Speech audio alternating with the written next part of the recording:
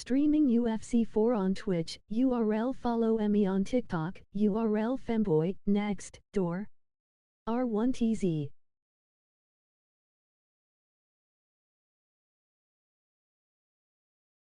Follow Emmy on TikTok, URL FEMBOY, next, door. R1TZ P98 and Guy 6.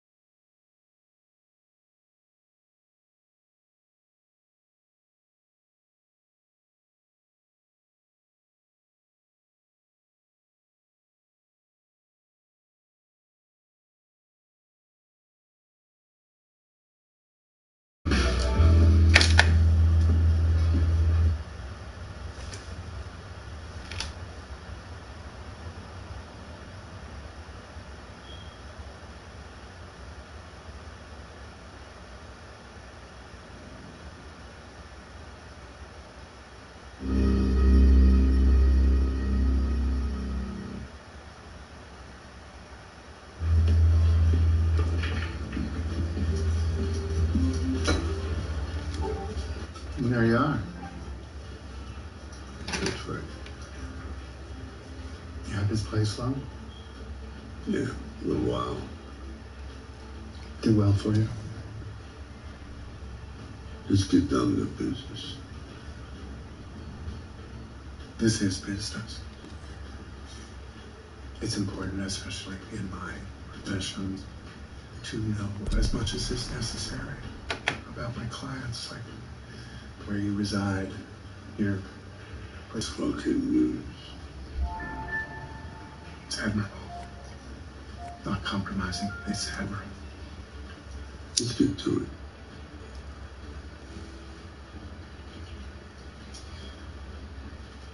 What type of explosive damage varies by a lot. I use special compounds, untraceable. I just want to take out the competition. What size area do you need the explosion to encompass? Is a house. Square footage? 10, 15,000 square foot. 10 or 15. It's a big difference. 15. And the lucky recipient? You want to know his name? Yes. The target. That also requires research, to be specific. Jeremiah Dunmire. Dunmire. The bourbon maker. That's right. That will be $250,000 now, and then another $250,000 when I'm done. You didn't mention anything about payment now. Well, I am mentioning it. You have it? If not, I'm happy to go on my way.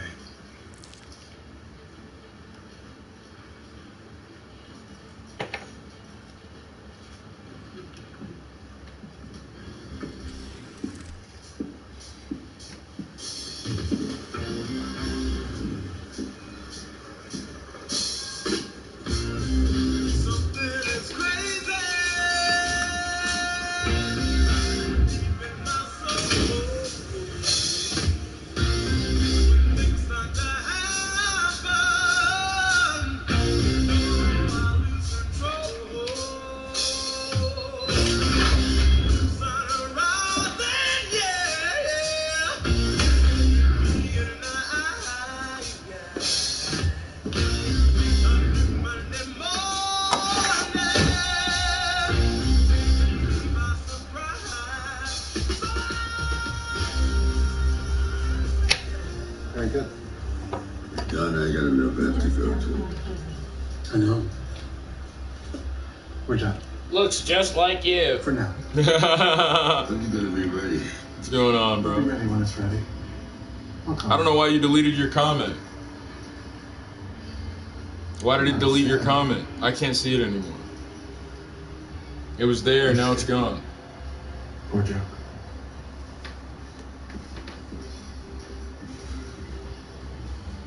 I'm the only one in the lobby. This kind of sucks.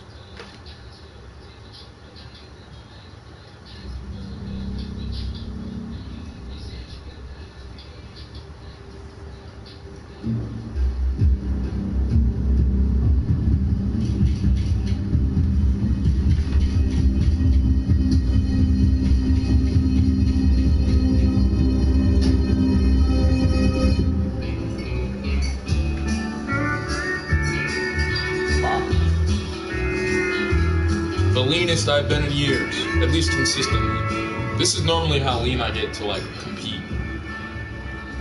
But now, I walk around at around 180, 175. I used to be a big boy.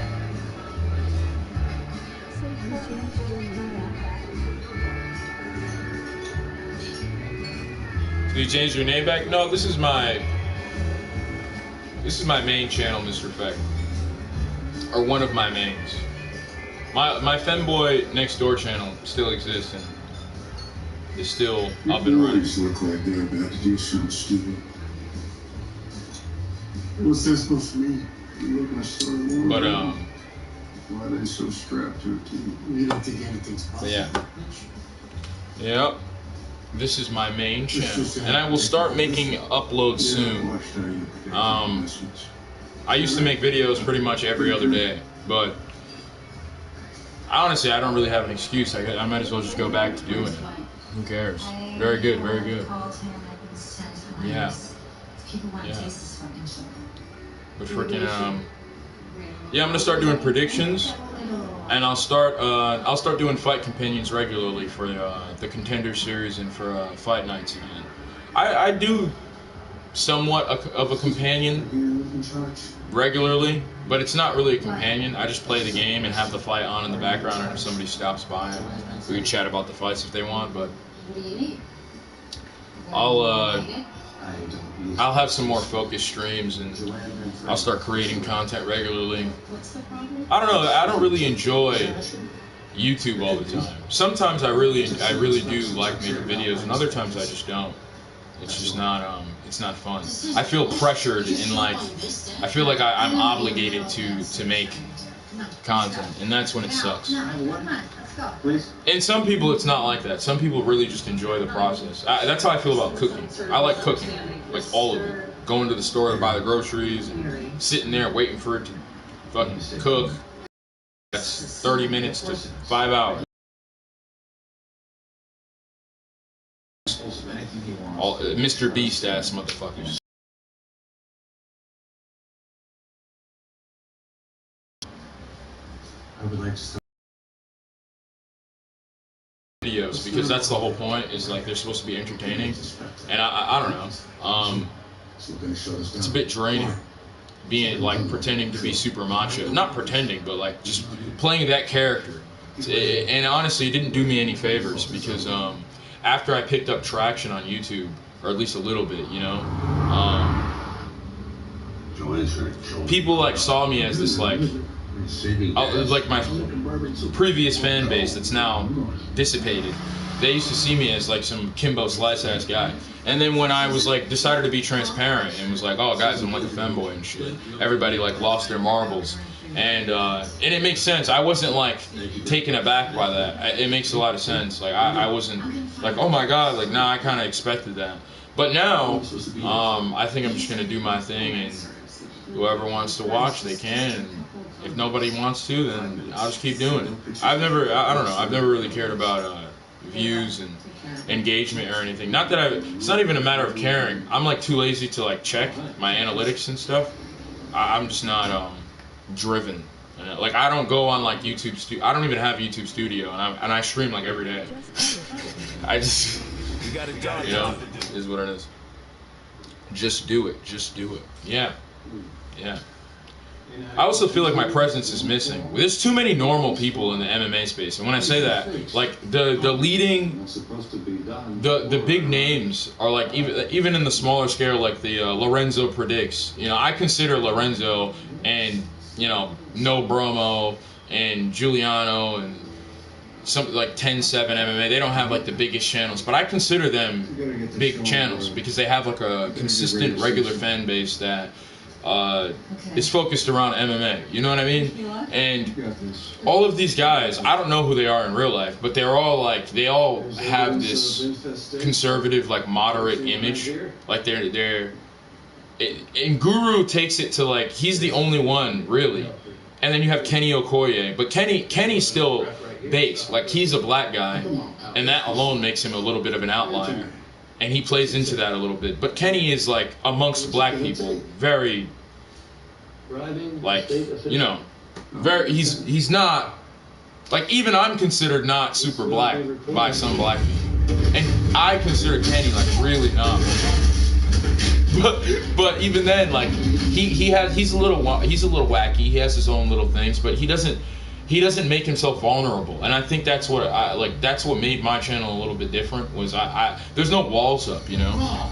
There's not really many questions. Like whereas you wonder, like I don't wonder, but people do. Like, oh, what's MMA Guru's criminal background? What's, where did he graduate from high school and shit like that?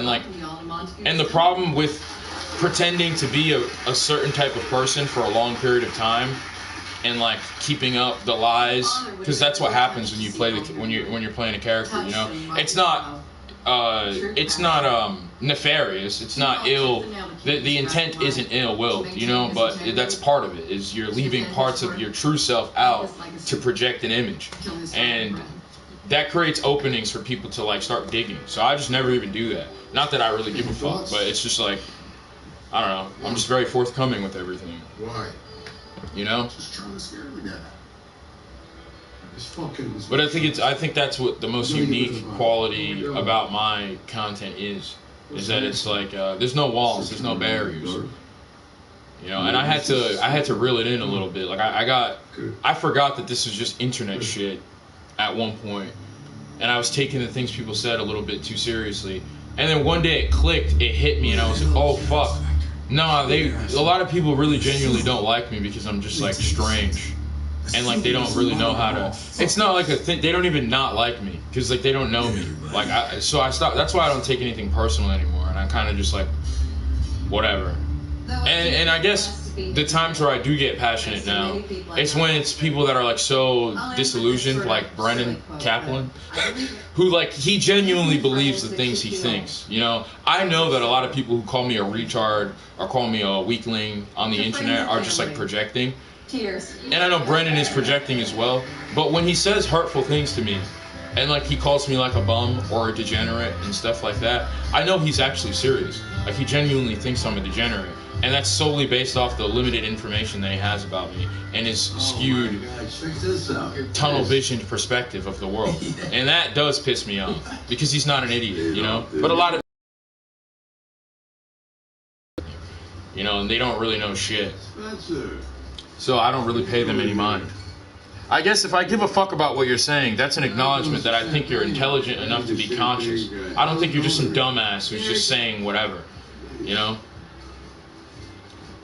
Because you deal with that every day. On Facebook and Instagram, I deal with that all the time. But like those people are fucking bots, bro. And they're not even bots. They're real people with real lives and real names, real identities, but they have no... Like, I don't know. I don't ever go on the internet and start criticizing people just for like based on the stuff I see, because I just know like that's not them. It's just like the shit they're posting online. I don't know. There's people that think I'm an asshole. I think I'm a dickhead, but I'm very charitable and very selfless in real life. Not even like in like a not even because I'm like some great person. I think it's just like fundamentally a part of my personality.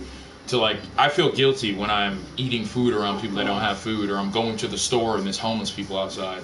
Like one thing is like when if I have money to give, I give it away. But when I don't, and I'm really down to my last dollar, one thing I've never done was I make a conscious like decision. I never flash money around poor people, not because I'm worried about being robbed or asked to give them money, but I've been there before, you know, and that glimmer of hope. And then it's like a second. Oh, they got money. Are they gonna give me something? And then they just ignore you. That sucks, bro. You know. And I never ignore homeless people either. I always acknowledge people, panhandlers and shit. Hey, how's it going? I just say something real quick. Sometimes they don't even reply, but who cares? That, you know, acknowledging that they exist is something, and that they're human and have value, is something that most people on the street never, or like they don't. It doesn't happen to them once they're on the street, you know, because not everybody on the street's always been homeless. I've met some homeless people before that were like had like kids and like a whole life and a job and shit, and then they just like fell off the wagon or something. I've met like sober straight edge homeless people who just like literally had like a good job and everything, and then like they lost their house and they just didn't have the financial wherewithal to like figure out how to get out of their hole, or to. And another thing about certain people, I actually have a friend who passed away that I grew up with in the shelter. His name's Ryan, but he's like a different example, but kind of similar. He grew up in the suburbs in a really nice area, and then he like got sent to a shelter and stuff, and he grew up with us in the group home. And when we all left, like the city kids, the metro kids, when we left, yeah, it sucked. Like when you age out of the system, you're 18, you have to like get an apartment and get a job and figure out what the fuck you're gonna do. But like if you're from the metro area, you know how to do that. And if you don't know how to do that, you know how to struggle. Like you know how to just go and get food stamps. You know how to go to the shelter and, you know, sign up and get a bed for the night. You know these things. And Ryan didn't know these things. He had like a felony. He had multiple felonies that he only got because he was in the group home, because he was influenced by people like myself and other criminals in the fucking group home. And when he aged out, he didn't know where to go. The only way he knew how to transport, because he wasn't allowed to drive, because the reason he had a record was for stealing he got in 2 high-speed chases in Bristol, Rhode Island. He stole some cars because he thought he was a cool kid. And yeah, when he aged out, the only thing he knew how to do was get on the bus and go and hop on the only bus that's in Warren, because there's only like one street in Warren, Main Street, like one main road, and that bus goes through there, through Bristol, through Barrington, and that's the only bus. And he must have got on a bus, got to Kennedy Plaza, which is in the capital of Rhode Island, and that's where all the homeless like crackheads go and shit. And he like, you don't think Brendan plays a character? Oh, my bad, Simon Feck. I didn't mean to overlook your question. You don't think Brendan plays a character? No, I don't think Brendan's playing a character. I don't think Brendan's playing a character. No, he's already admitted that, though. Like, even I'm not really playing a character. I just have an identity problem. So I'm bipolar. Like, so I have different temperaments all the time. So I just come off different a lot. Like, right now, I'm like probably way more chill than I am on any other fucking panel. And that's because right now I'm just chilling. Like, I haven't consumed a shit ton of caffeine. I'm kind of low energy because I'm depressed. But sometimes I'm like amped and I'm ready to fucking yap and shit, you know? But I think Brendan is he's just a middle-aged guy who's like got nothing better to. He's like it's like Western Mass is kind of the same as Brendan. They just have different personalities. But like the reason they're on YouTube is the same. It's the same. Oh, he got to the Capitol. The kid Ryan, man. Yeah. This is not a far off theory. There's only one way. I would assume that the only way he could transport and the only way he knew how to get around was the bus, and the only place he knew how to go, or the only place he knew where to go that wasn't the suburbs where that group home, that shelter was, in Warren, was downtown Providence, which is like the epicenter of everything, where the mall and everything is. He's a country kid. He's a farm kid.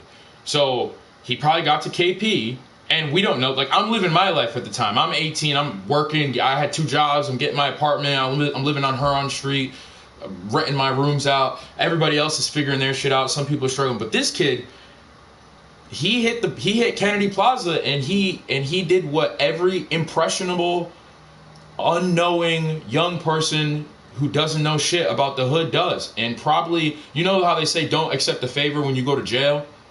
I could take if somebody said, "Hey, yo, bro, could you grab that for me?" and I do it, and they think that means I'm their bitch after that. Well, nah, nigga, I'm not. Because as soon as you pull that shit, we're on 10. But he's not like that. Somebody probably said, "Hey, could you do this? Could you do that?" Listen, the next time I saw him was in 2024, the winter of 2024. It was like fucking 13 degrees outside, and some guy picked him up from behind like a creep. He's a little fucking petite track kid. He was a long jumper and he was a runner. He was a track runner. And that's what got my attention. I was like, that's weird. And I saw the kid's face and I was like, is that Ryan? And I said, Ryan, because that's what I do when I see people I used to know. I just say their name, and if they respond, that means they're well enough to respond. And sometimes they don't. But he looked at me and he goes, "Yeah, Mike," and his face lights up. "Mike, what's up, bro?" You know, this kid used to be my roommate. We hashed it out. I didn't like him at one point. He contributed to me having to get kicked out of the program. It was bad, but that shit was when we were kids. At this point, I was just so happy to see the kid alive. Every time I see one of these guys from the shelter that's still kicking it, I'm just like happy that they're breathing. And the kid Ryan, he smiles and he's missing teeth. This is a straight edge kid. I knew that he was a Juul pod kid. He used to have a Juul. He didn't like to drink. He couldn't really handle weed. Like, we would smoke weed with him sometimes, and he would get way too fucked up and start trying to climb trees and shit. And we would, yo, Ryan, get the fuck off the fence. He would try to climb up the fences at the baseball park and shit, those big ones that like had the overhang. And he would get up to the top and he'd dangle from it like a fucking retard. Man, the kid's missing teeth. I know what it is. It's crack. I can see it from a mile away. It's crack and meth. I can see that shit from a mile away. The kid's got fucking zits and warts and lesions all over his face. 2042 is so fire. Your 242 is so fire. Hell yeah, man. Hell yeah. What's going on, useless, Uselis? But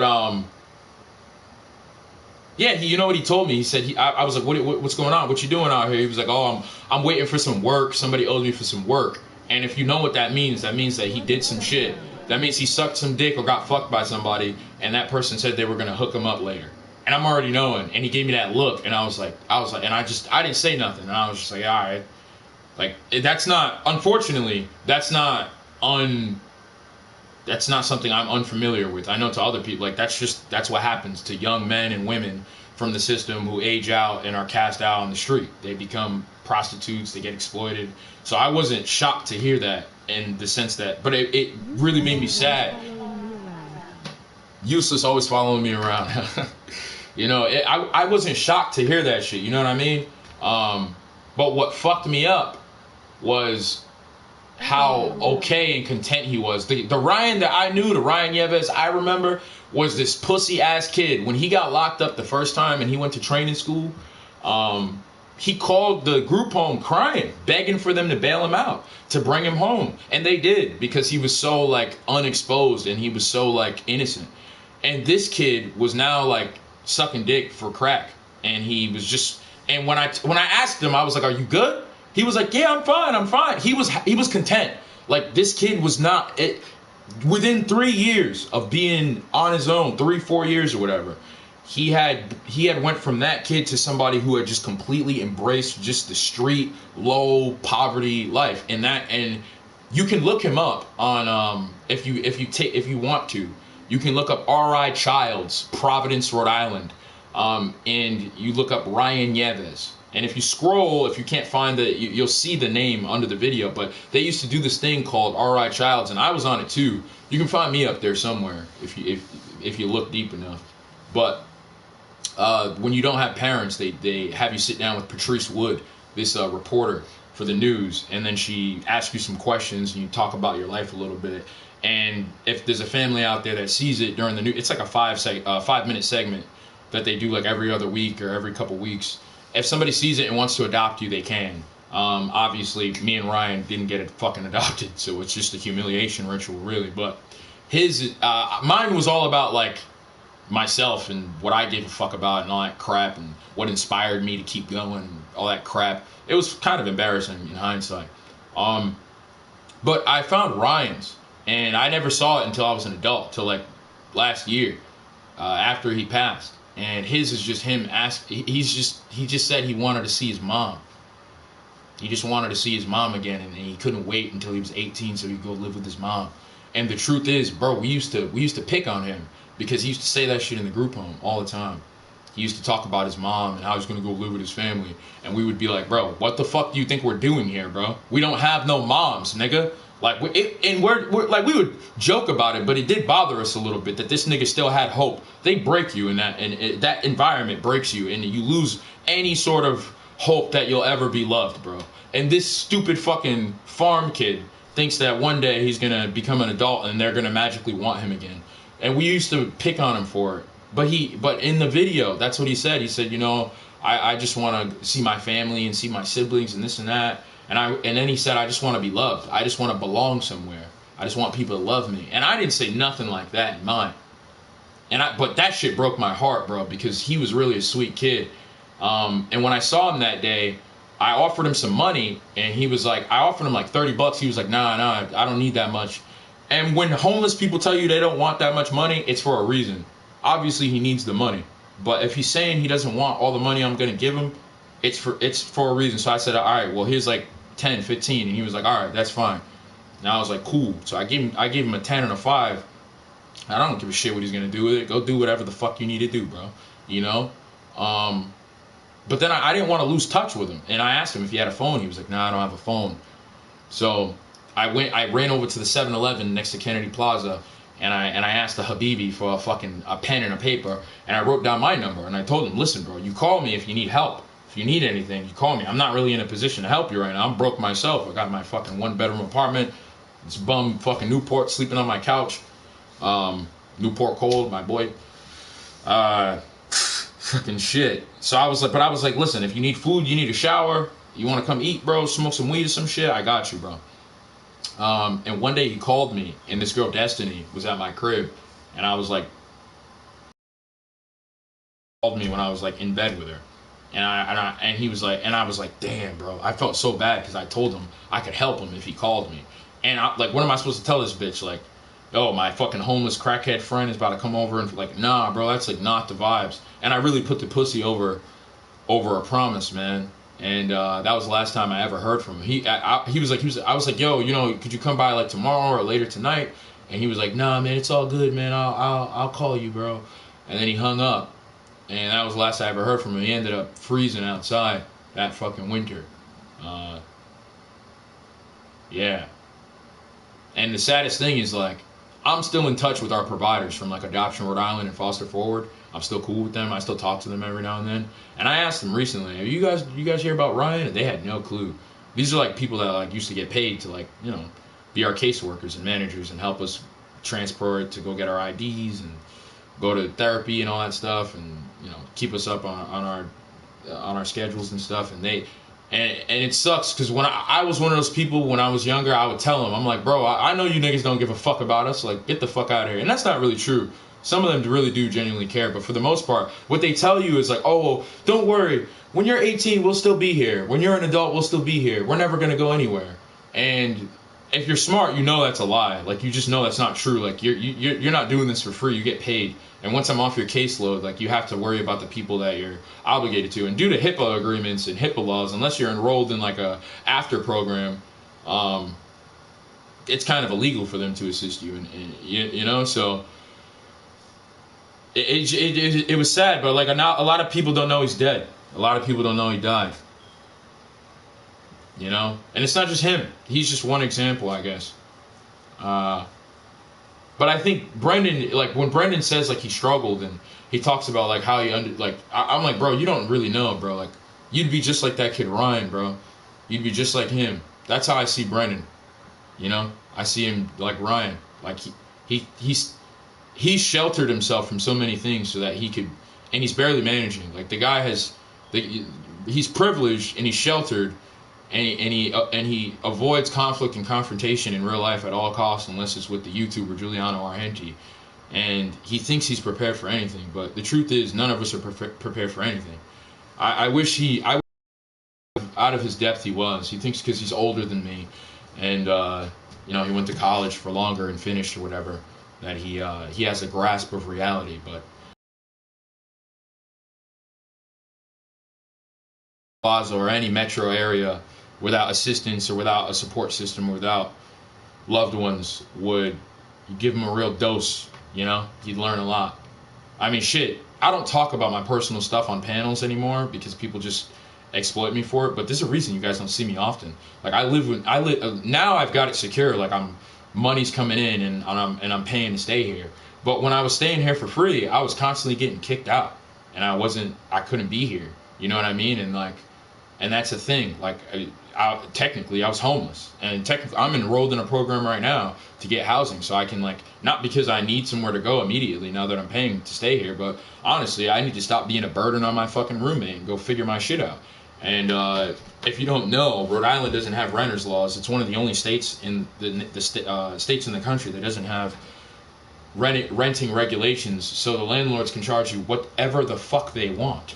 My previous apartment where I lived at on Broad Street, it was like a condominium, and I was paying like $2,200 a month, plus utilities, plus about $100 plus in utilities for a 1-bedroom. I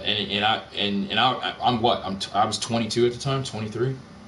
So, and I was barely getting by. Like, I was paying my rent, but I was barely getting by. And then I had to hop on a payment plan, and I was backed up. I was in debt for a while, you know.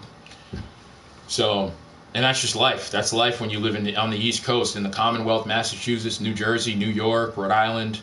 Rent in cost of living is the price is so high, and California is the same way, actually. Brendan's from California. Hello, what's going on? I don't know. I'm gonna call you Mansour Abdul Malik, Abdinor Sahurai, but you're Mansour Abdul Malik from now on.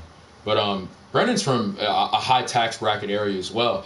But that's what I mean. Like when he was saying the things he was saying, I'm like, man, you played piano and stuff, and you have good memories as a child. Like everybody has their own life experience, but the last thing you should do as somebody who comes from a place of privilege is like not only flex your privilege on people that are more disenfranchised than you, but like, you know, put them down for being dealt a lesser hand. Like that's one thing I never do. I never make people feel bad about their situation. Like if you got a job, bro, oh fuck. If you got a job, man, you got a job. Like I'm not. If you flip burgers, man, I'm not cracking on you. Brendan's literally. I heard him do it. Somebody said they did something and it wasn't even bad. I think it was a trade or something. And he just doesn't like them and wants to take a jab at them. So he just like said like he just like diminished their job. And I'm like, bro, like that's how they feed themselves and like put food on the table, man. Like, who cares, bro? Who cares? He called me a degenerate earlier because I guess I'm playing video games in the afternoon, and I guess that crosses the box for him as far as like your value and your worth and your contribution to the world. So that sucks. Yeah, that's not an act. That's his personality. That's who he is. You know, it is what it is. There's nothing wrong with that. You know, there's always going to be people like Brendan. You know, you need people like that to remind you that there is goodness in the world. You know, there are people out there who are living so good that they don't even know that their life is positive. Like they're living in such delusion, such a loop-de-loop. Matter of fact, even despite his privilege, he must know people that are so much more privileged than him that he thinks he's disenfranchised. You know, he's struggling. So that's actually a beautiful thing if you can do the mental gymnastics that I do to rationalize the stuff these people say. You know? Shit. Fucking shit.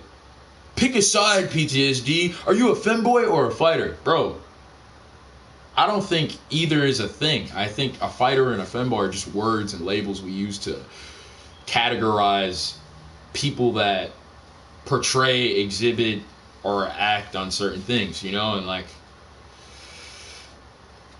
that's just like that's a fundamental thing that we do as humans to like make sense of our reality. But the reality is I'm just a person that is multifaceted and is weird as fuck. And that's, I mean, maybe that's weird to you. That's like not okay to you, but like, I don't know what to tell you. Like shit. I don't know what to tell anyone, honestly. People be like, well, yesterday I got grilled. Why you PTSD, why are you acting like you're not gay all of a sudden? It's like, bro, whoever said I wasn't attracted to girls? You just decided that yourself because of how you perceive me. You just assumed I don't think women are attractive. And I never told you that. That's a wrong assumption to have because do you give a fuck about my opinion anyway? No. You know? That's one thing I'm done trying to convince people things, you know, trying to prove people wrong or prove points to anybody. There's no point. There's no point. I get called a midget all the time. And people call me a midget sometimes on the internet. They'd be like, oh, PTSD, you look small and skinny. And I'm like, I'm not really big anymore, that's for sure. But I'm not, like, I don't know. I don't really care about my height. I'm a femboy, so I wish I was shorter. I wish I was 5'7". I wish I was fun size. But I'm a fucking huge black guy. Shit is so, I'm at such a disadvantage. I'm at the lowest end of the bracket for femboys. Nobody wants me because I'm too big and masculine.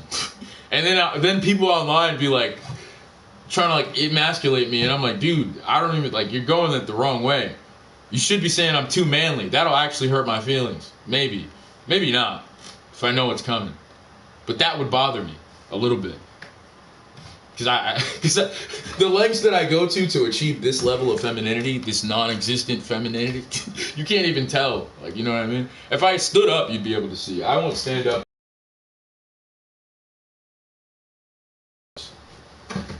But I have like a... What? Hold on. The hormones are hormoning. Like my waistline, my hip to waist ratio is insane. But yeah, this is as good as it's gonna get. I've been juicing up to be a femboy for more than half a year now, and I think I've peaked as far as progress goes. But let me put some music on since we're all talking. This stream's gonna get copyrighted if I put on American music, if I put on critically acclaimed songs, if I put on artists that we all love. So I must put on something that's miscellaneous, something they can't pick up. God damn, I played some good songs. I can see all the songs I played. These are some great songs. It was worth the copyright strike. It really was. Can I see all the messages? I'm just making sure I'm up to date. And let me know if you guys can hear me clearly, because I currently don't have a microphone. My headphones got ripped to shreds by a husky outside of a chimney truck. This is not a made-up story. It's not. They called animal control, and I told them not to because I thought they were going to kill the dog. They probably are. No one's going to take that dog. It wasn't a new husky. He was ready to kill, you know. I told him I was going to shoot it in the face, and he walked away. I'm not going to lie. He kept grilling my dog. My dog is way bigger than him, and I was like, bro, if you bite my dog and you have rabies, I have to kill you because my dog has to die. But if you don't have rabies and you bite my dog, animal control might have to take my dog. So we're all going to the pound tonight, bro. We're all going down. Putting fucking 3 fucking lead fucking rocks in your fucking noggin, doggo. And he fucking turned the fuck around. He didn't turn around. He looked at me and just like went the other way and just, okay, whatever. Fucking cocky little bastard. I hope he's alright. I hope they don't kill him, and I hope they do rehome that dog.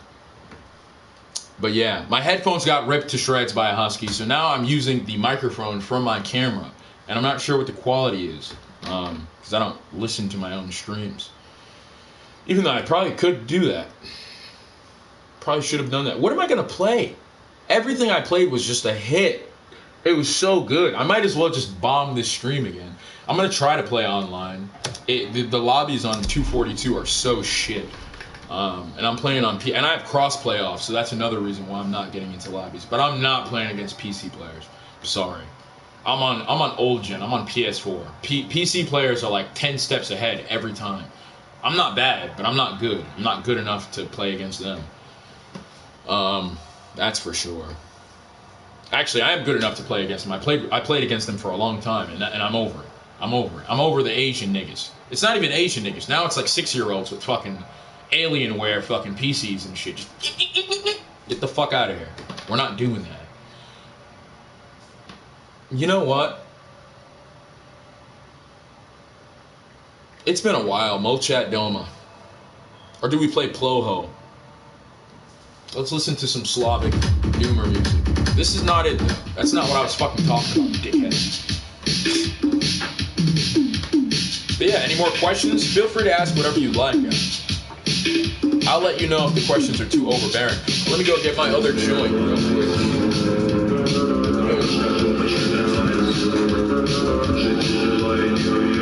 Peak physical condition. Yes, sir. I'm ready to fight. I'm ready to fight. I haven't competed in a year. My brain has had some time to stabilize, and I took a lot of hits in 2024 and 2025. I fought a lot, and I didn't fight as much as I could have, but that's why I didn't fight as much as I could have. I have a Rocky Balboa style. I take a lot of damage, and I'm not irresponsible enough to. I do a lot of fights at once, and then I don't fight for a while. So I'll fight like 3, 4, 5 times, and then I won't fight for the rest of the year. I'll just give myself the rest of the year to chill. And I gave myself a year, so now I'm ready to get back in the gym and start working. I saw some good sparring footage at a few gyms, because that's how I decide what gym I'm gonna go to. I need to know what your pros are looking like, and I'm not gonna lie, I don't know how I'm gonna get to Impact Boxing and Woonsocket, and I probably won't get a full membership there. But I think I'm gonna start getting guest passes so I can spar with Chris Moutinho, and they have a guy named Carlos over there, and another guy, another professional fighter. And they do open sparring, and they let you spar hard because their pros are like legit pros, so they don't care if some amateur wants to wail on them and like test themselves. So I think I'm gonna start going there once the fall hits, or if it's not fall already. But I'm gonna start going there soon on the weekends and like Saturdays and trying to scout out as much sparring as I can. That's the only reason I go to the gym is to spar. I'm not gonna pay $150 a month to go to some gym for. I don't take classes, nigga. That's not how this brain works. Sorry. I'm not doing warm-up. I'm not paying to do warm-ups, instructionalized warm-ups. I do all that shit at home. I have my weights here. You know what I mean? Like, I do all my running at the crib. Like, I don't go to the gym to like exercise. I go to the gym to use the bags, to utilize their wide varieties of punching bags into spar. So if they don't have good pros, there's no point of going. I made that mistake my last couple gyms. You know what I mean? I understand now. Like, I was one of the best people at both of the gyms I went to. And don't get me wrong, there was like distinguished pros who just had more experience and were a cut above me. But the fact that I was able to hang with them and like give them good rounds, and they're like the best in the gym, like, nah. Like, I need to go somewhere where I'm getting beat the fuck up to the point where I want to quit, because that's really how you cross that fourth wall. That happened to me like in the beginning when I trained, when I was self-taught, and I finally went to BNF boxing gym in Pawtucket before it got bought by Manfredo's. Like, I got put in a gauntlet, and I got beat the fuck up by a bunch of amateurs and shit, and I was like crying. I remember going home like crying, like, I don't want to do this anymore. What the fuck? Like, I'm not built for this. And I just had all this self-doubt. And you need that, bro. You need to get broken. You need to get broken to like really know where you stand. And eventually, I got over my pussiness, and I went back to the gym, and I got better. And then I went on a hiatus again because I started competing in backyard boxing and backyard MMA fights and fucking like shitty exhibition kickboxing matches. And I thought I knew what I was doing. I was getting pieced up, but no coaches really wanted to work with me. So I was just freeballing it for a while. And then I decided to go to Grundy's boxing gym in Central Falls, which is like a free garage classic gym, like not Eddie Hearn. Actually, there isn't. Yeah. But even better, like the Hitman's been there. Fucking the dude with the dent head from back in the day, fucking Sugar Ray. Pete Grundy and his brother were fucking big time boxers back in the day. They came up with Mickey Ward and all those guys. You know what I mean? So it's a classic gym. It's a classic fucking gym. And when I went there, I had some amateur fighting experience. I had some amateur boxing experience, which wasn't good. But I had been training and competing at this point for like 2 years. And the way that motherfucker Victor Reynoso, the best boxer at their gym, was hitting me when I sparred him, bro, I'd never been hit like that before. And I was like, that was my second time getting put through the ringer, being tested, like, for real. And I remember, like, this time it didn't break me. This time I like knew what I was walking into, but I didn't know what I was walking into. And I was like, and when I went home that time, I wasn't crying.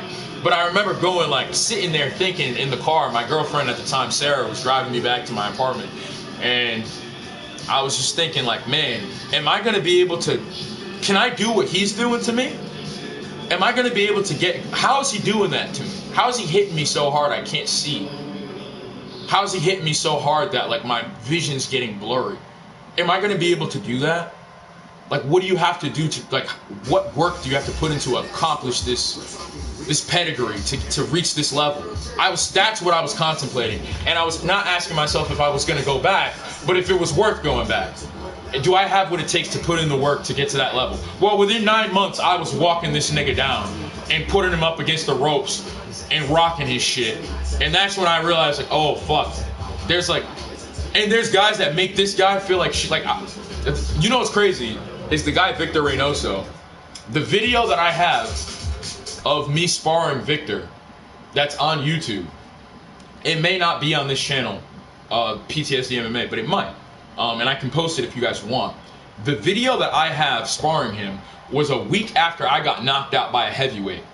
And I had been training at BNF boxing for a little bit before that. But I did my camp and I did my conditioning for my USA boxing match in Boston at Grundy's. So for like 2 weeks I was training there. And when I came back to the gym after my little hiatus, like my month-long hiatus, Victor was there, but he wasn't working the way he normally was. And I asked people what was going on, and they said that a guy who used to be a UFC fighter had come to the gym and knocked him out. And I didn't know who it was. Like, I didn't know who the fuck it was. And they kept saying he was like a retired UFC fighter. So I'm trying to think, like, what retired UFC fighter? would be in Rhode Island sparring Victor at Grundy's. Like, that makes no sense. And I finally found out who it was. It was Chris Moutinho. A fucking bantamweight. A fucking bantamweight MMA bare-knuckle boxer who's known for taking a beating. Went in there and knocked out the coldest guy they have to offer. I need to go somewhere else. I need to go somewhere else. I can never go back to that gym. But it makes, now it all makes, but now my confidence is through the roof. Because I beat the fuck out of Victor too. Like, I didn't knock him out, but I'm some fucking amateur with like a fraction of their combined experience. Chris Moutinho and Victor. Like a decimal. Victor is a stout amateur boxer. He has a lengthy amateur boxing career. He was a Silver Gloves and Golden Gloves champion multiple times. He was in nationals. And then Chris Moutinho, in his own right, despite his public persona as like a UFC fighter, is actually very distinguished as a martial arts. As a martial artist, as a combat sportsman in his own right on the regional scene. And I'm sure everybody knows that on the regional scene he tears it the fuck up, you know. But it's crazy that I also beat the fuck out of the same guy. I want to go fight Chris Moutinho. So he trains at Impact Boxing Gym in Woonsocket, Rhode Island, which is not very close to here, but it's not far. It's a 45-minute bus ride, and it's a 30-25-minute car ride. But I told my roommate, I asked her, I was like, could you bring me there one of these Saturdays when they have sparring? Because I'm trying to go fight him. And they say in their advertisement for open sparring that they're willing to go light or hard. So I'm gonna just bang with him. I don't give a shit. And I'll tell him too. I'm gonna tell him, like, I'm very like, I'm a goofball, bro. I'm wearing pink shorts and a Hawaiian shirt. That's how I like go to gyms and shit. They know right off the bat that I'm a fucking clown. So I'm gonna tell him, I'm like, bro, we're gonna just spar hard. I'm gonna tell him to try to knock me out. He's a fucking bantamweight. That's fucking crazy, though, that Victor got beat. And that's what I told him, though. Victor was talking shit because I got knocked out at heavyweight. And he was like, oh, I would have knocked out the guy that knocked you out. And I'm like, bro, you cut down to 140 pounds, bro. We're the same size. You're 180 fucking pounds. And you drop 40 pounds to fight fucking cans on the regional scene, bro. You got fucking 15 knockouts over fucking bums that are fucking half your size. And I'm out here fucking fighting phenoms, giants and shit, and dying on my dying on my shield, falling on my sword, whatever the fuck the saying is. And I told him, I was like, we're gonna spar soon. And when we sparred, bro, I walked that nigga down like the fucking guy who cuts 40 fucking pounds that he is, and bullied him like a bitch.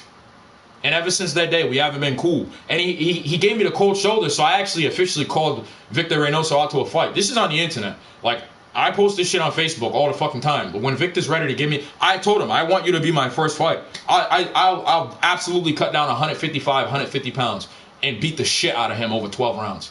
Because that's what's gonna happen. He's gonna outpoint me in the first half of the fight, and then I'm gonna dog walk him. Because it doesn't matter, bro. Like, I'm a professional level fighter. I have been for a while now. I don't have the best style or the most appealing style, but I have the perfect.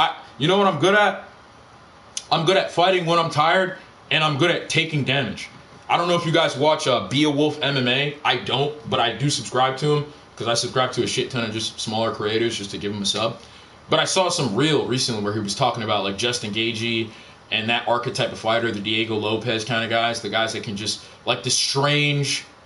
Like he was talking about how he doesn't understand how some guys can just take shots that other people can't. Like, just shots that absolutely will put down other people. Like, that's me. Like, I just eat punches that would just floor motherfuckers.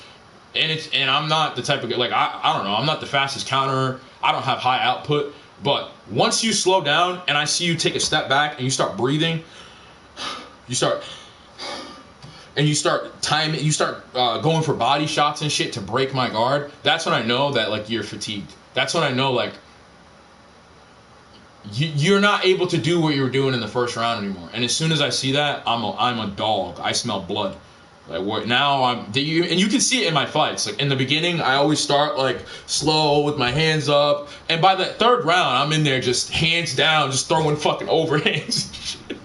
And everybody has the same reaction, bro. They're all just like, just backing up and trying to get away. And I'm like, bro, I've told niggas in the ring, I'm like, you're better than me. Come on, come forward. Like, I talk a lot of shit. I'm like, you're better. What are you doing? You're bigger than me. Come forward. What are you running from? And they're running from a guy who's not afraid to lose. And that's what it comes down to. It's not even that I'm not afraid to lose. I'm a loser, you know? I've lost my entire life. So, and like fighting is dominated by winners and heroes and people who aspire to be something. And all I aspire to do is ruin your night because your mom's in the audience and mine gave me away a long time ago, nigga. So I'm depressed and hate you. And for these next 6 to 9 minutes, I'm going to show you what hate can do to a normal person, because I don't train very hard. I'm not fundamentally trained that well. Like, I've never taken a class. I don't have a coach. I don't really do drills or anything. It's just hard. And that's what in the last year that I've had to sitting out of comp, that's what I've thought about is, man, I've never really applied myself. Maybe it's time to go and really find a coach that can work with me and really grind and see how far I can go. Because I made it this far just winging it, just drinking, smoking, living my life, and just showing up to fights alone and just taking on dogs and putting on wars, you know? Imagine what I could do if I had guidance and direction, and maybe I picked some of my fights. Like, I've never had the privilege of fighting somebody that I had an advantage over. I've never been the A side, you know? But I kind of want to be the A side a couple times. I want to know what it feels like to be the bigger guy who's more experienced in front of some bum. You know, because that's how everybody sees me, and then I go out there. I am some bum, really, in my opinion. I'm just a journeyman. I'll never be a champion. At least I don't think I can be one. But I'm a journeyman through and through. You know, I want to peak at gatekeeper. I want to be the guy you got to fight to show everybody that you belong here. I don't want to be the champion though. I don't want people coming after me trying to take my belt. Like, if I ever get a belt, I'm retiring. I did the impossible. Like, I did more than I ever thought I could do. You know what I mean? So if I ever do become a champ, that would be so dope, bro. But I would not stick around. I'll take that belt and milk the fuck out of it. And maybe I wouldn't retire, but I would retire from fighting in like fights. Like I would start doing influencer boxing. I would start doing like kick matches and shit and all that. Just stuff to make a name for myself. Because what I've realized about the fight game is like that's why they all hate Jake Paul. It's because Jake Paul has these fucking clown fights, but he's making more money. And it's not even just him. People like to talk about how Jake Paul's bad for the sport of boxing. There's a reason why these boxing promotions are hosting his events. Because it's great for boxing. Boxing needs as much money and as much eyes on it as they can get.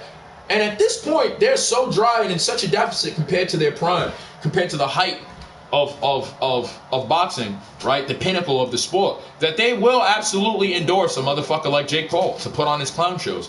And professional boxers need to accept that fact. There's a lot of guys like Victor Reynoso, the guy from my gym. He's sponsored by Danny, is it Danny Ramirez? No, Danny Garcia, the boxer Danny Garcia. If you guys know who that is. He's a fighter who's been very open about his battles with CTE and depression and whatnot, and how he came out of retirement to do stuff and regrets it and this and that. But Danny Garcia in his prime was a fucking killer. He's a dog. Pretty sure he fought like Miguel Cotto and fucking Saul Alvarez and those guys and shit, or at least he's in that bracket though. You know, great fighter. But he sponsors fucking Victor, and Victor works. He's the superintendent of a security firm that works for the CVS pharmacy, which is like, he offered me a job at one point. It's a very prestigious role. It's very snazzy in that building. Like that place is full of people that are on coke and know how to hide it. Like where he works at, like the big wigs and shit. Like he makes a lot of money. He does well for himself. And that's the problem. Is I'm like, Victor, you have money to fund your career that I don't, and you have a sponsor like Danny Garcia, you know, a world-class, world-renowned fighter sponsoring you, and then you have Pete Grundy backing you, the GOAT, the old head who owns the gym. Why the fuck can't you get any big fights? It's either you don't think you're good enough to fight these niggas, you're not willing to take a loss, or nobody gives a shit about you. Either way, I'll never be that way. I'll never be as good at Victor at pound for pound at boxing. But I'll definitely make more money in the sport than he will by the time I retire. Absolutely. And I've actually committed to it. I'm gonna be a professional fighter. I'm gonna fight at Foxwoods. I'm gonna fight at Twin River Casino. I'm gonna put some people on the fucking canvas. That's what I'm gonna fucking do. It's gonna be great. It's gonna be fucking lovely. Part of the reason I need to fight again too is just to shut people like BK up. Not that I need to. I don't even need to do that. But it's not even to shut him up. It's just to make him squirm. Really. It's like, huh? How do you like me now? I remember Kenny Okoye. He was I used to talk shit to Kenny before I was a YouTuber, and when I made my channel, I like talked mad shit about him. So I got on his radar, and I used that like to like push my channel in the beginning, my other PTSD MMA channel. And Kenny, man, he watched my last fight live. He went live and watched my fight, and he was like happy that it went to a draw and that I didn't look too great. And everybody was telling me how he was hating on me, but I was just like, man, only if Kenny, you're the same height as you're taller than my opponent, but you're smaller than both of us. Like, what the fuck? I was like 176 pounds that night. I'm 6'1". My opponent was this kid named Dylan X. You can find him on Twitter. I mean, on Instagram. Look up Dylan X, and it looks like an NPC profile. Follow that shit. If he accepts your follow request, you'll be able to see his archive. This nigga floors heavyweights. I followed him before I fought him, and I didn't know it was him that I was gonna fight. And when I found out it was him, I immediately realized they set me up to get knocked out. And I still went out there and was like, fuck it. And everybody was telling me too, because the guys from my old gym, Grundy's, they were there. Because a few of actually the headliner of the card is one of their main fighters, Macho, this kid named Elian Dell. He's a very talented boxer, but he's a 130 pounder. So he used to piece me up. He was one of those little fucking speed merchants. And he used to fucking hit me with like 6 pieces and shit. And then after I got good, I would just stand in front of him and just let him hit me, and I would just hit him with like fucking rapid punches over the fucking head. And I was like, bro, you're too small for that shit. But he was the main event. He's very talented. He's a triple champ. I'm pretty sure he's pro now. Pretty sure he's went pro. And if he's not pro yet, I think he's gonna. No, he did say he was gonna wait a few years and take his time with the amateurs. But good for him. He fights. Despite him being an amateur, he's headlined at casinos and shit. This kid is legit. But it's funny because Brendan also has said stuff about like my like the pedigree, like the caliber of fights that I'm in. And I'm like, dude, the nigga who headlined the last event I was at fights in casinos, and he was fighting in a garage. You know why? Because real fighters are not concerned about where they're competing. You're just fighting for experience. You're just fighting to fight. You're not worried about how many people are in the audience, how bright the lights are, what the walkout music is. That's for the people. That's for the audience. That's for the spectators, like Brandon, you know? But he said something about how I'm fighting bums in like shitty venues and shit. And I'm like, bro, like, that's what everybody does. You think I'm worried about where the fuck I'm fighting at? I'm worried about the big fuck who's about to beat my fucking head in, bro. Like, what? What? But it's not just him. I get that comment a lot, though, about how like the people I'm fighting aren't good. Bro, everyone I fought is better than me. I've never like fought anybody who isn't better than me. Like, and I don't know how many people would admit that. No, bro, you know, he was better on that night, but you know, like, man, I know I could, like, I'm not sure that I would have, like, I could soundly defeat every single person I've fought in the duration that we have for amateur fights. Like, I'm, like, 3 2s and 3 3s are too short for my style. Like, I'm a slow starter. I actually have, like, a professional style where I'm, like, I approach a fight knowing that I'm going to take damage, and I prepare to fight when I'm not, like, fresh, you know? But unfortunately, in amateur fights, it doesn't matter because, like, all 3 rounds in an amateur fight are just like 1 or 2 rounds in like a professional setting. You know, like one MMA professional round is pretty much the entire amateur fight, and they break it up into 3 pieces. So it's like, it's shit. It's 6 minutes for a lot of amateur fights, and then the other ones are 9. I've been in 9-minute fights, and I do a lot better in those fights. When I have 3 minutes to take punches and drain this motherfucker, and then another round to coast and showboat and get in their head a little bit, and then I got 1 final round to actually do stuff, then I look pretty good. I look pretty decent. What the fuck is this shit? I want the prime Molchat Dome. Not this crap. Some confirmation that some cool people are still watching, so I'm not wasting my time here. This thing's on brick. I gotta turn crossplay on, don't I? That's so fucking gay. Of course they have it like right at the top of all these little settings because they know people turn it off and go turn it back on because this game's shit. Crossplay is so dumb. Just make it console crossplay. Stop letting PC players play with us. They're too good. And they hack. Like I'm already tired of like the controller hackers. But it is what it is. Like even like if they suck, they still suck. Like the controller hacks just aren't. Bro, PC players are on a different level. They can like see you through the wall. And they can like shoot through walls. It's not even just aimbot. It's just they just know where you are and can kill you whenever they want. I've seen hackers, like the videos exposing hackers, where they like just intentionally ignore a lot of players. Like they just don't kill them because it would give away that they're cheating. They have the ability to shoot through the wall and they just don't. They just get you later. They just choose when they're gonna kill you. Fuck you. Alright? Enjoy your fucking game.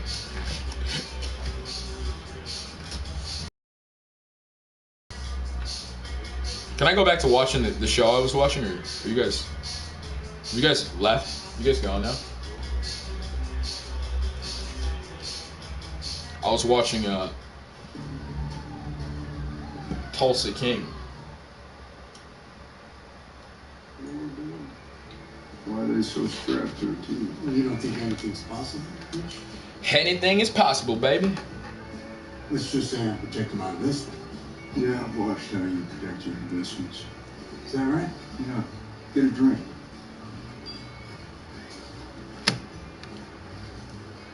If you're wondering what I just put on my blunt, I put some coffee on there. I usually put water or whatever the fuck liquid I have over here. And the reason why is when you light a blunt, if you don't know this, and actually, when you light blunts, it does better. But when you light joints, because the paper burns at such a high rate compared to the tobacco burns really fast, weed burns a lot slower, and the paper burns faster than both. So when you light it, if it's dry, it'll canoe. And what'll happen is one part of the blunt will be burning and be lit, and the other part won't, and it'll hit and even. And then half of it'll be gone on this side, and the other side will be there clear. It's just a waste of weed. What's the problem? I was speaking to But useless really is useless. agency inspections are carried out by. I wonder if my voice chat is on. That's why. I believe it's off. I'm pretty sure my voice chat is on. They'll let me know if it's on. I know what you and that old bastard are trying to do. Finally, we're in a lobby that has people in it. No, come on, let's go. Please.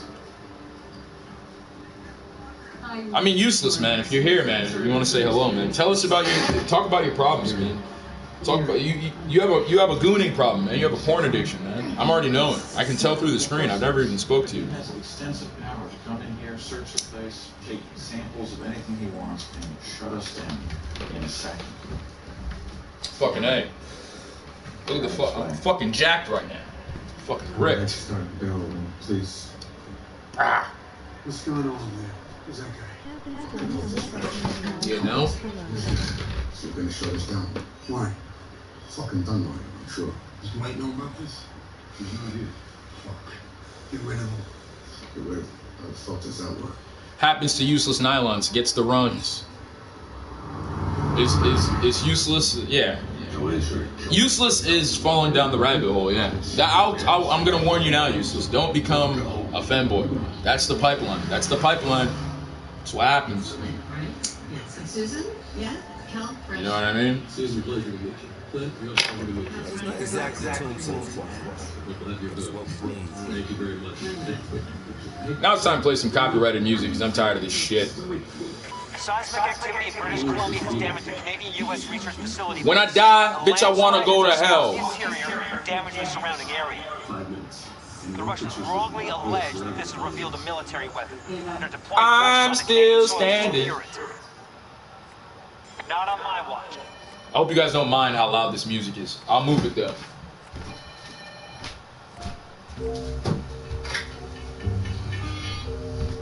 Hello? Oh shit, nigga. What the fuck time is it, man? Actually, before we listen to this, I need to play something. It's been a couple days, a couple weeks actually. Give me your speech. There's no point standing around. Before we hit the We'll be battlefield. showered by more boulders. Ready your Let's listen to horses this on the fucking double. amazing speech. Be honest. They study this shit in colleges, alright? There's college courses on this show, on this scene. breaking it down. Since we're dying anyway, you're saying that it's better? We're gonna go back. We're gonna go back. I'm going back. Let me not ruin it. There's no point standing around. We'll only be showered by more bullets. But does that mean our lives are meaningless? Does that mean that there was no point in our being born? There we go. Would you say that of our slain comrades? What about their lives? Were they meaningless? Fuck. They were not! They were not. Their memory serves as an example to us all! The courageous fallen, the anguished fallen. Their lives have meaning because we, the living, refuse to forget them. And as we ride to certain death, we trust our successors to do the same for us. That's what life is about, ladies and gentlemen. When faced with the cruelty of this world, my soldiers push forward. My soldiers scream out. My soldiers rage. Rest in peace, brother. Now it's time to listen to Z music.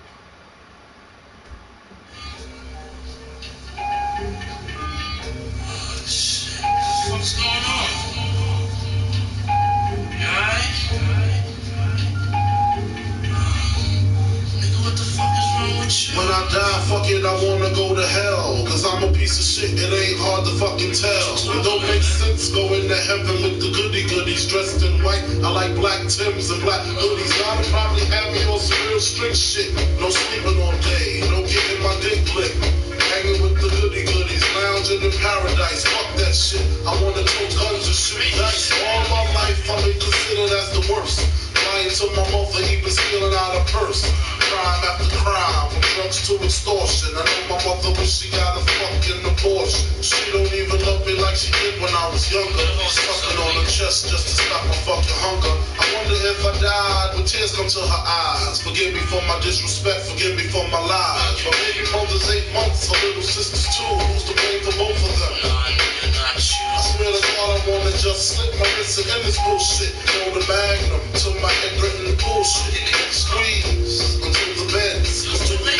I'm glad I'm dead. My worthless fucking Buddha head. The stress is building up. I can't believe suicide's on my fucking mind. Fucking do it. I swear to God, I feel like death is fucking calling me. Nah, you wouldn't understand. Talk to me, You ain't waiting for play. Kinda like the crack did the poop and New Jack, except when I push over. I'm coming back, should I die on the train track like Rainbow and Beat Street? People at the funerals frontin' like they miss me. My baby mama kissed me, but she glad I'm gone. She knew me and her sister had something going on.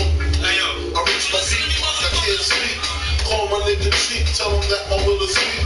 Sick of niggas lying, I'm sick of bitches talking. Matter of fact, sick of talking.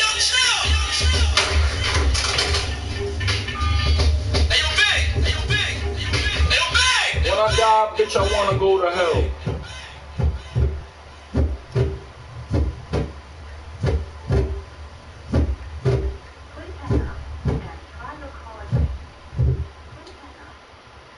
You are in. College deposit made, future looks bright. Shut the You did the hard fuck part. up, Now Ron. it's time to plan the next step. Paying for college. Bristla helps you borrow with less stress and more savings. But Covered what the 100% of education costs with low-rate student loan options. Flexible payment options, no fees, and borrower protections like income-based repayment that go beyond typical private lenders. Plus, a fast, simple application process. Learn more at Bristla.com.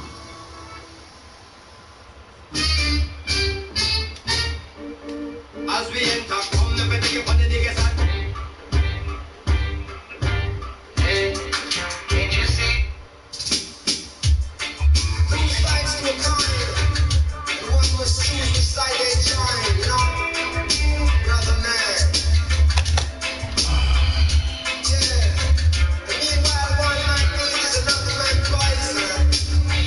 Mankind will do what they must to survive. You know?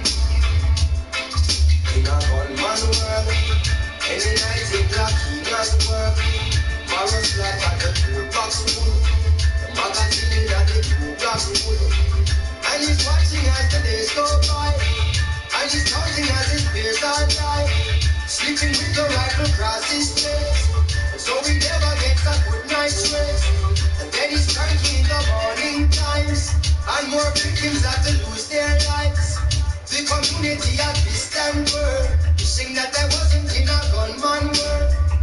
In a gunman life, he might have come home from work one night, so every minute matter, the course advice. From his giving baby mother and child, that he won't win every game he plays. So she know he'll meet his end one day. Some juvenile will have to earn his stripe, and have to take another gunman's life. What if a backstabber names his price? I know ironic if him dead from night. The amount of bullet when good bomb boy, jab the steps and kill and destroy. Tell me, is it worth it all? If one down rise, then our next must fall. Tell me, is it worth it all? Those sleepless nights and patrol road all. Tell me, is it worth it all? One child smile while our next one fall. Tell me, is it worth it? Is it worth it? Is it worth it all? Well, in a one world, life is so stressful. Back to school time come. Cause when a gunman work, the key is successful, and the job is well done, then there will be an unsolved crime. If you want to kill out all down line, John Public a be here and there. Informer get a foot off way. Does he get nervous just like you and I? Watching out if the police pass by. Cause any day you hear a gunman fail, then it's either dead or dead. What will it cost to make a gunman rich? How many lives before a gunman switch? The truth of one you them stop ignore. Say the majority a gunman poor. So tell me, is it worth it all? One down rise, then our next one fall. Tell me, is it worth it all? Those sleepless nights and patrol road all. Tell me, is it worth it all? One child smile while our next one fall. Tell me, is it worth it? Is it worth it? Is it worth it all? And when a gunman makes strikes, I wonder what goes to a gunman's mind. And does a gunman think twice before he take another someone's life? I wonder what it is a gunman say to the father when a gunman pray. Does he kiss his kids to bed at night, making sure the blanket touch just right? Nothing no scary like a gunman vice. When people take a gunman think twice, him say no.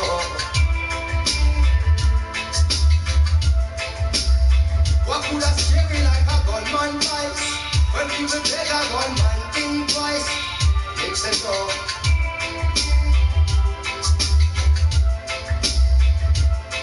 Can you tell me, is it worth it all? If one down rise, then our next must fall. Tell me, is it worth it all? Those sleepless nights and patrol road all. Tell me, is it worth it all?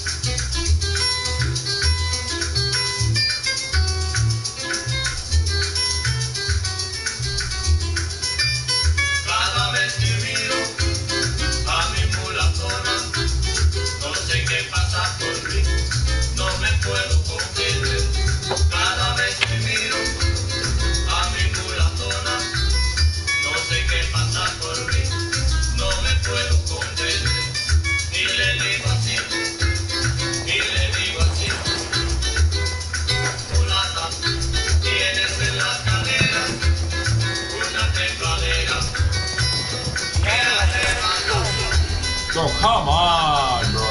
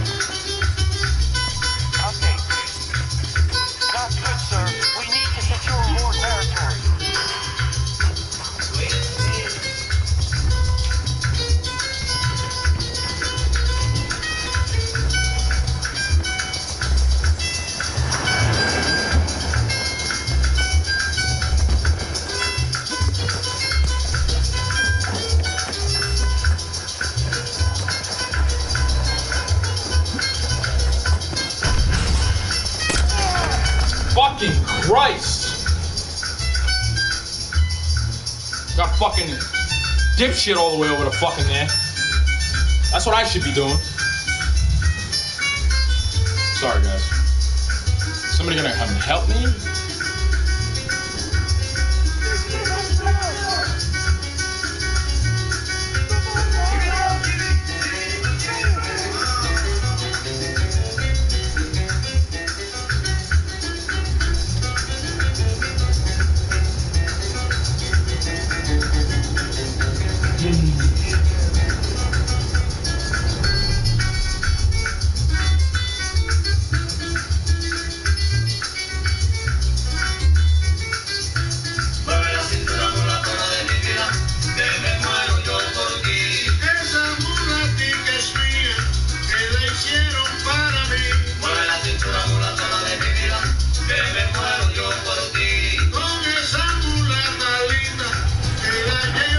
There we go, finally.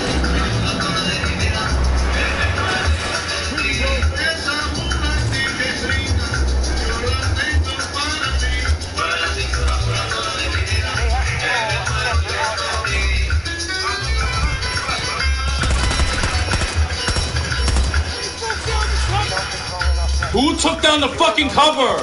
With what? With what?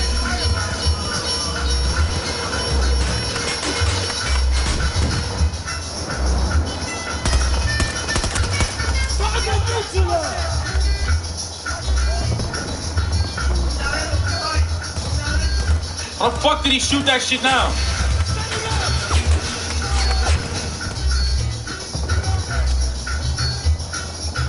I need a better scope than this. This is horrible.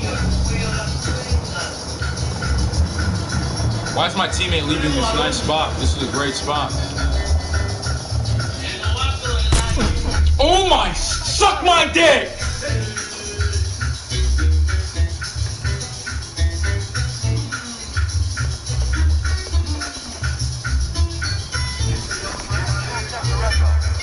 I needed a better gun and I blew it. I should have picked, I don't even need a better gun, I just need a better scope.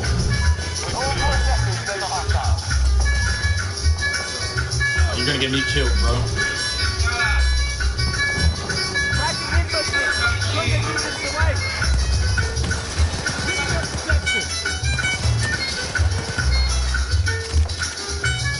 Yo, bro, come on, man. He's behind having me bothering me and shit.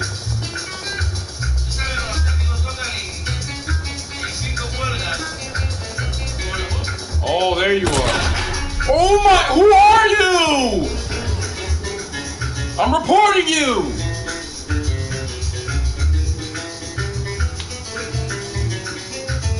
He was cheating. That's what aimbot looks like. I saw him on my screen.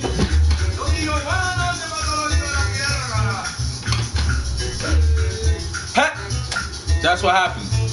That's why it's all good though.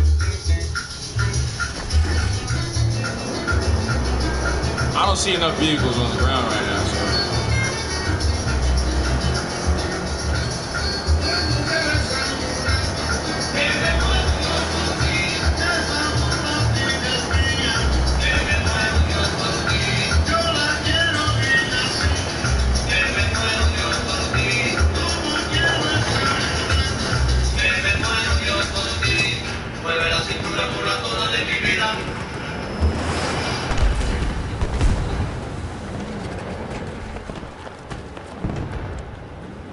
Bravo 1 lost. Need to secure.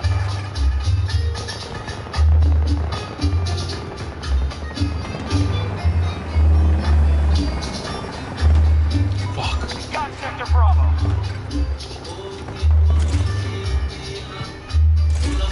We are about to attack Bravo 1. Got to start securing sectors. Enemy has majority control. Fly drop ready to go.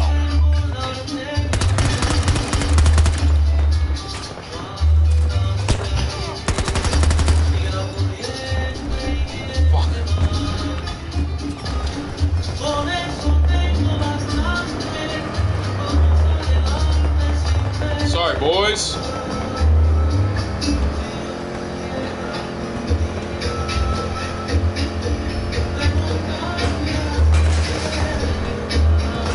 Yep.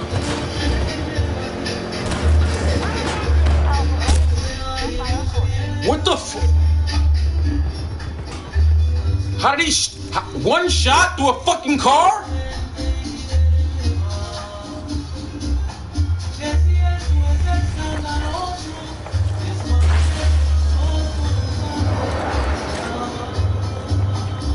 Friendly casualties.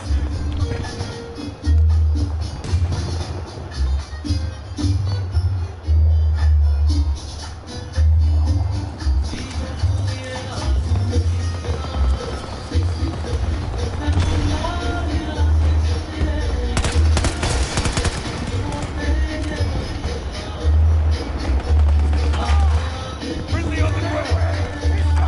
I need a ranger. Set to this position. Got it. Stay in contact. Bro, I was gonna res you, bro.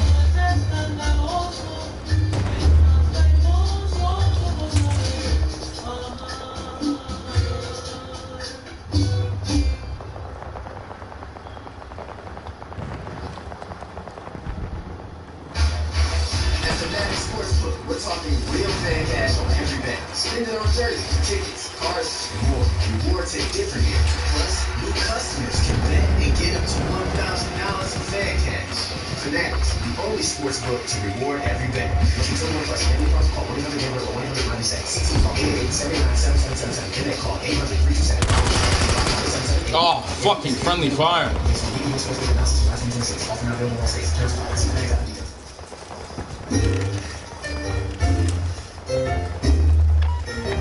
Ready for your call. Bro, where are these niggas?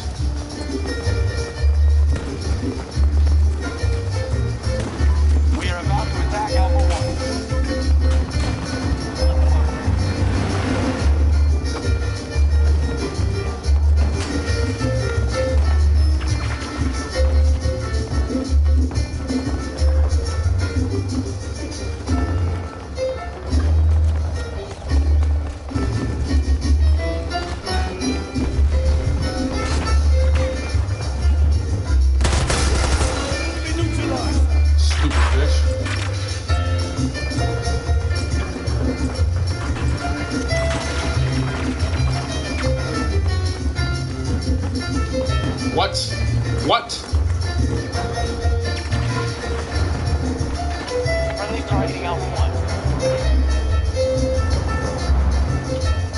Genius got himself stuck in here?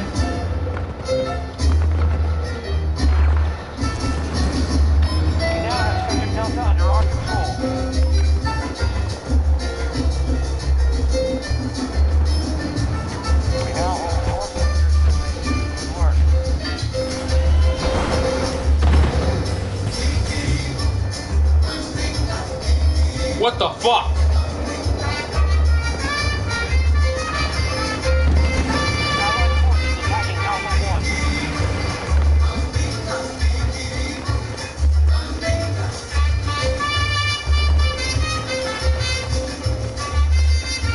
Where's the enemy?